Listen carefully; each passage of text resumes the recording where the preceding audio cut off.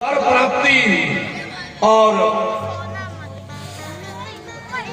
शिव के द्वारा उसका वध और उसकी प्रार्थना से भगवान शिव गज के चर्म को धारण करने वाले हुए। गज चर्म गुरुदेव भगवान कहते हैं, हे सौनकादिक मुनियों श्रवण करो। त्रिशूल के द्वारा गजासुर का वध जिस प्रकार शिव ने किया उसे सुनो। ये गजासुर महिषासुर का पुत्र था। जब उसने सुना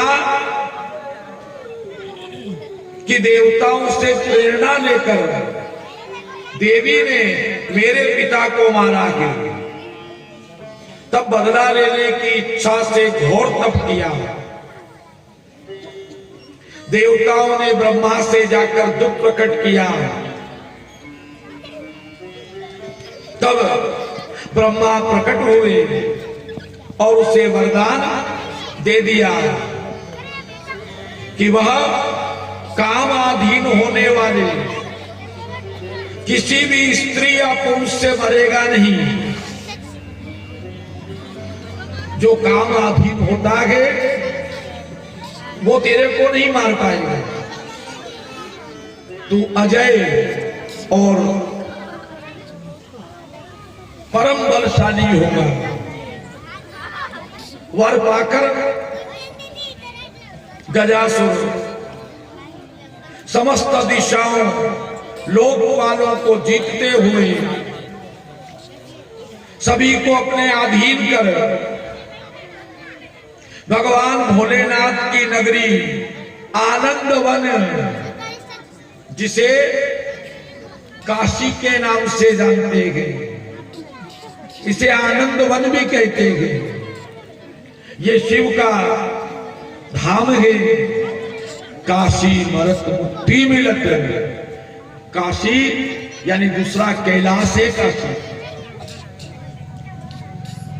वहां मरने वाले को निश्चित मुक्ति प्राप्त होती है।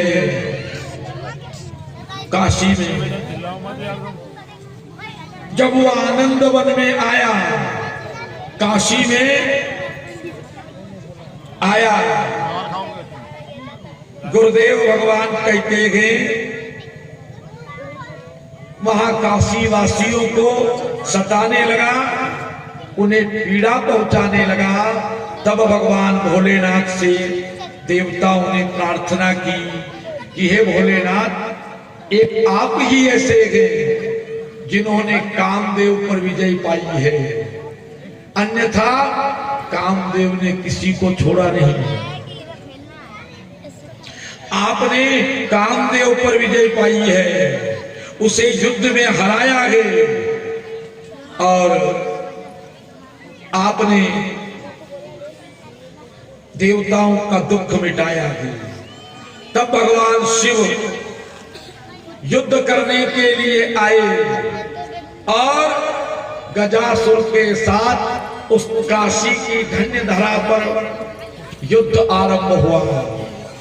गजासुर ने तो वरदान पाया था, तो बलशाली था, पर परात्पर शिव के सामने कौन बलशाली?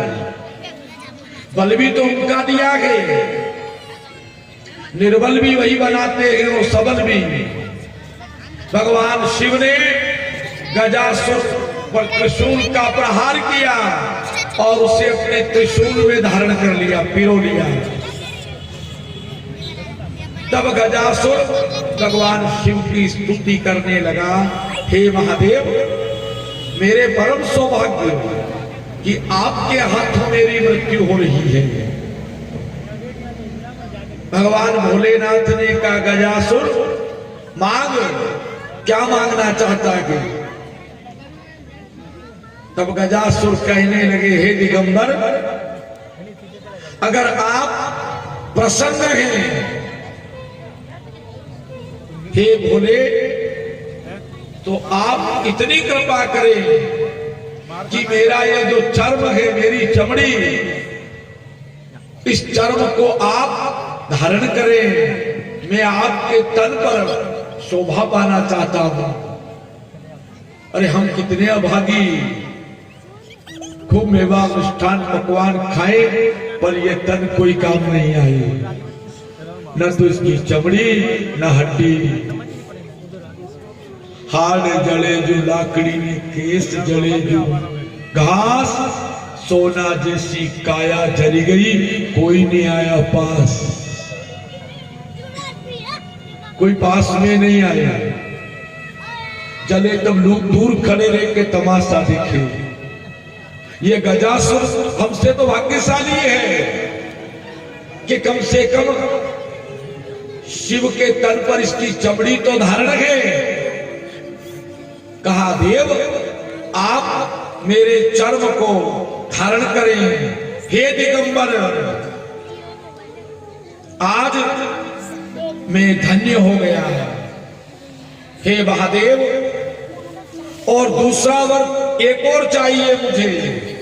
जहां आपने मेरा वध किया है उस स्थान का नाम कृतिवासा होना चाहिए।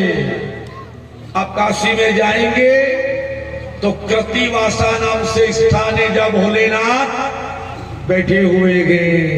बोलिए कृतिवासा सुर भगवान की। कृतिवासा गजासुर को मारकर उसकी चमड़ी को अपने तन पर धारण किया और उस स्थान का नाम कृतिवासा हुआ। ऐसे देवाधिदेव, ऐसे भोलेनाथ परम दयालु हैं। सूत जी महाराज कहते हैं, हे सौनकादिक मुनियों, एक समय शिवरात्रि के अवसर पर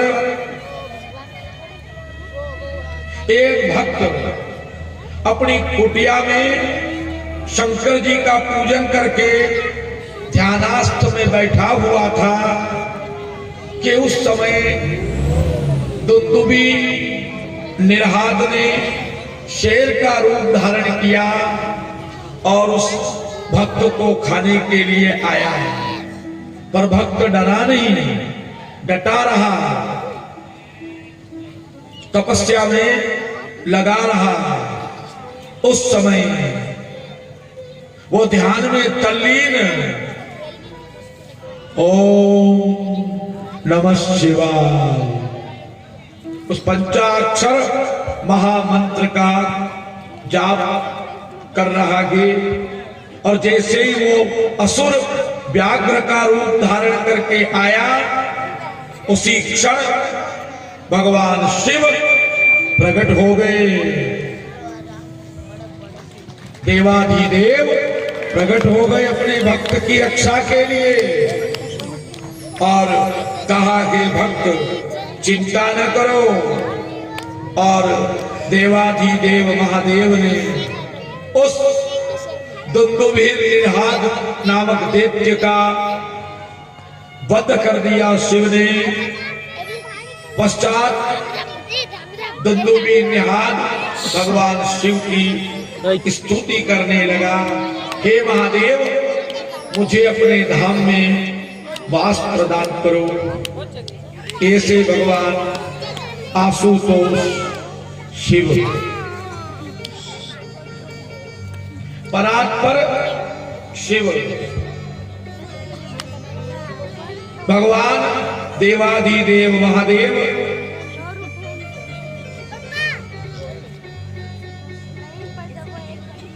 भगवान देवाधिदेव महादेव परात्पर शिव है।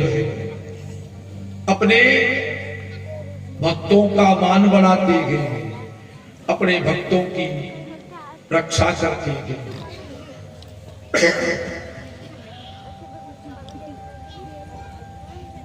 असुर का नाश कर उसे अपने धाम कैलाशपुरी भेज दिया, अपना गण बना लिया। सूत जी कहते हैं, जिस प्रकार देवाधिदेव ने इस असुर को मारा, वैसे ही विदल और उत्पल नामक दो महादैत्य थे,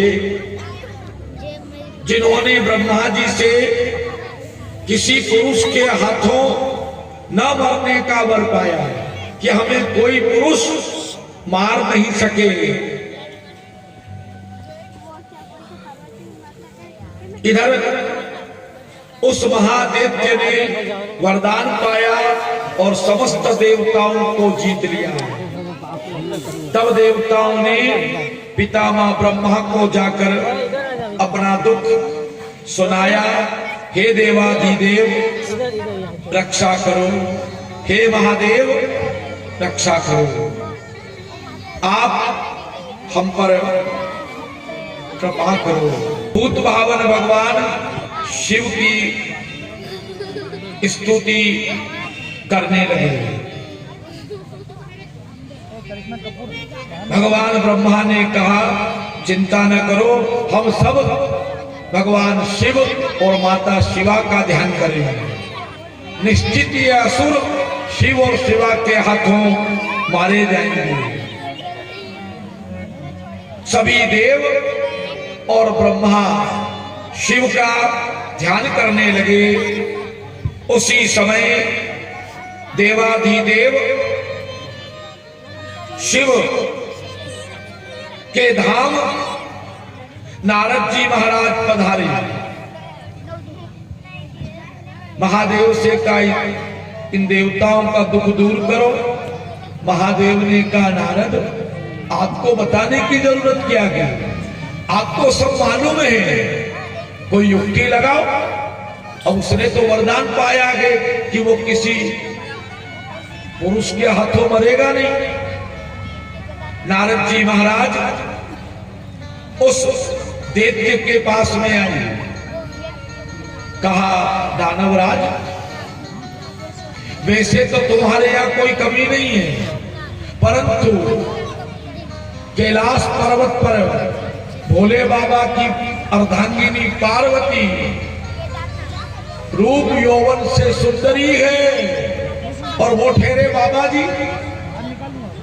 मेरी मानो तो पार्वती को हरण कर लो, उसे अपनी बनाओ। दैत्य को मालूम है कि शिव या ब्रह्मा या विष्णु नहीं मारेंगे, पर नारी तो मार सकती है नहीं। पर मति भ्रष्ट हो जाए तो क्या करेगा, मति भ्रम हो जाए तो उसका कोई उपचार नहीं है। इधर देव ऋषि नारद वहां से प्रस्थान कर गए। दैत्य भगवती का अपहरण करने के लिए कैलाश पर्वत पर आया है। उस समय वो दैत्य गणों का रूप धारण करके अंबिका के निकट आया, भगवती जगदम्बा के निकट आया। उसी समय भगवती के नेत्र से ज्वाला प्रकट हुई और उन्हें पहचान लिया। महादेव ने दुर्ग की नाशिनी दुर्गा को कटाक्ष के द्वारा सूचित किया, हे देवी ये दोनों दैत्य हैं, आप इनका उद्धार करो। भगवान का इशारा समझकर अर्धांगिनी ने अपने हाथ में गेंद खेल रही थी, भगवती उठाकर गेंद का प्रहार किया। दोनों आहत होकर के भूमि पर गिर पड़े और दोनों इस धराधाम से मुक्त हो गए। भगवान के धाम कैलाश को प्रस्थान कर गए, जिनका वध भगवती जगदम्बा करे निश्चित वे भगवान के धाम को जाकर